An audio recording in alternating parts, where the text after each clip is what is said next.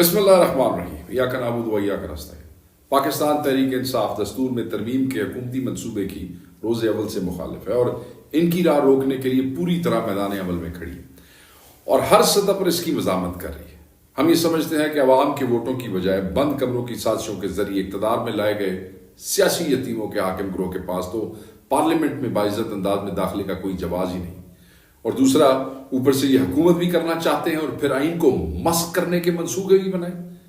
قانون سازی اور دستور میں ترمیم کا حق صرف اور صرف عوام کے منتخب نمائندوں ہی کے لیے خاص ہے،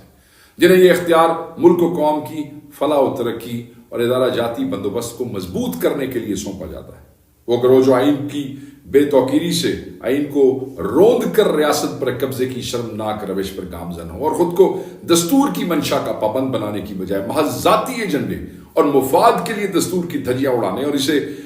زیر و زبر کرنے کے منصوبے بنائیں، اس کے رحم و کرم پہ آئین کو کیسے چھوڑا جا سکتا ہے؟ ویسے تو آئین میں ترمیم کا پورا منصوبہ ہی بدنیتی کی بنیادوں پر استوار ہے اور ملک و قوم کے مفادات کو دفن کیے بغیر اس کی کسی ایک شق کو قبول کرنا بھی ممکن دکھائی نہیں دیتا۔ تاہم چیف جسٹس کی تقرری، آئینی بینچ کی تشکیل اور اس میں پارلیمنٹ کے کردار کی آڑ میں حکمران مقتدرہ کو کہ غیر معمولی اثر و رسوخ کی گنجائش پیدا کرنے کی کوشش ایسی تباہ کن ہے کہ انہیں قبول کرنا دستور میں اختیار کی تسلیس یعنی کہ پورے کے پوری ٹرائیکاٹمی آف پاور کے فلسفے کو زندہ درگور کرنے کے مترادف ہے۔ اگر یہ ترمیم آئین کا حصہ بن جاتی ہے تو عدلیہ ہر لحاظ سے اپنی آزاد حیثیت کھو دے گی۔ یوں چیف جسٹس آف پاکستان کے ساتھ سینئر ترین ججز براہ راست حکومتی اثر و رسوخ کے تابع ہو جائیں گے اور عدلیہ عملاً ریاست کی بجائے حکومت ہی کی ایک ذیلی ادارے میں بدلی جائے گی، جس میں بیٹھنے والے ججز دستور و قانون سے وفاداری اور انصاف کا علم بلند کرنے کی بجائے اپنی نوکری بچانے اور ترقی پانے کے لیے حکومت وقت کی خوشامد کے ذریعے اپنی سی وی بنانے میں ہی لگے رہیں گے۔ پارلیمانی کمیٹی جس میں سیاسی جماعتوں کو ایوان میں ان کی نشستوں کے تناسب سے نمائندگی دی جاتی ہے، اس پہ اس کی مکمل اجازت داری حکومت کو میسر آ جائے گی اور حکومت جیسے چاہے گی سپریم کورٹ کے ججز میں اکھاڑ پچھاڑ کر کے اسے ایک اکھاڑے میں تبدیل کر سکے گی اور جس نوعیت کا فیصلہ چاہے گی بآسانی حاصل کر لے گی۔ ایسے میں عدالت کے ذمہ آئین کی تشریح یا اس کے تحفظ کی بجائے حکومت وقت کی منشا اور خوشنودی کا احساس ہی باقی رہ جائے گا۔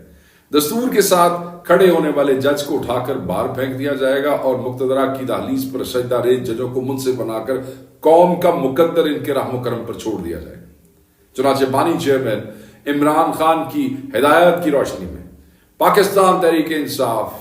آئین میں ترمیم کے مجوزہ حکومتی منصوبے کے خلاف صف آ رہا ہے۔ پارلیمنٹ سے اس متنازع ترین ترمیم کی منظوری کی پہلی کوششوں کو ناکام بنانے کے بعد سے آج تک اپنے اتحادیوں اور ہم خیال سیاسی جماعتوں کے ساتھ مل کر ان کی راہ روکے ہوئے ہیں اور دستور کے گہرے زخموں سے بچانے کے لیے اپنے جسم و جان پر بھی بدترین حکومتی فسطائیت کے گھاؤ برداشت کر رہی ہے۔ مینڈیٹ چوروں کا وہ بے شرم گروہ جو عددی بنیاد پر تو ترمیم نہیں لا سکتا، نمبر نہیں ہے، ووٹ نہیں ہے اور نہ ہی اسے پارلیمنٹ کے کسی ایوان سے منظور کرانے کی پوزیشن میں ہے، جبر اور جھوٹ سے مسلسل ماحول کی جو ماحول بنانے کی کوششوں میں مصروف ہیں وہ نہیں بنا سکتے ہیں۔ پاکستان تحریک انصاف کی پوزیشن بالکل واضح ہے کہ پارلیمنٹری کمیٹی کے اجلاس میں تحریک انصاف وہ جو اسپیشل کمیٹی بنی ہے میں اس کی بات کر رہا ہوں، جس کا اصل مقصد تو جو MNA نقاب پوشوں نے اٹھائے تھے اس میٹر کو دیکھنا تھا۔ تحریک انصاف نے ہرگز ترامیم کے کسی مسودے کی منظوری نہ دی ہے نہ دی تھی۔ حکمران اتحاد کے ہاں میں کسی قسم کی ہاں بھی آج تک نہیں ملائی۔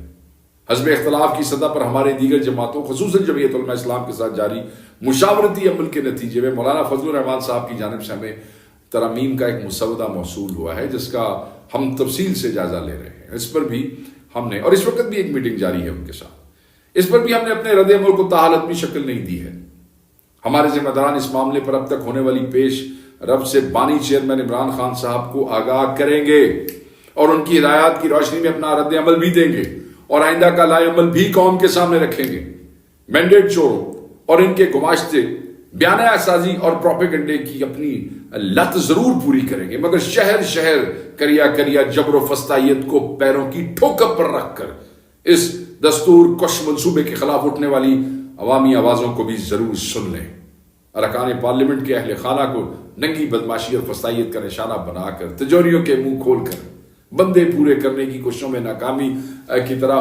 پروپیگنڈے کے ذریعے کنفیوژن پھیلانے اور گھٹیا مقاصد نکلوانے کی مایوس کن کوشش بھی ناکام رہے گی۔ تمام کوششیں ناکام ہو جائیں گی۔ تمہارے دن واقعتاً گنے جا چکے ہیں، میں بتاؤں، اور عوام تمہاری رخصتی کے لیے کمر بستہ ہو رہے ہیں۔ دستور اور جمہوریت کے خلاف تمہارے ہر حملے کا جواب اب عوام دیں گے، اور وطن عزیز کو مجرموں کے رحم و کرم پہ ہرگز نہیں چھوڑیں گے۔ کل بھی تمہارے مقابل کھڑے تھے، آج بھی کھڑے ہیں، اور کل بھی تمہیں عوام کا سامنا کرنا ہو۔ سازشوں سے باز آ جاؤ اور دستور کی دھجیاں اڑا کر عدلیہ کی تباہی کے سارے منصوبے ترک کر دو، ورنہ اگر عوام آگے بڑھ کر تمہیں اس پر وہ مجبور نہیں کریں گے، بلکہ تمہارے ایک ایک جرم کا حساب بھی تم سے لیں گے۔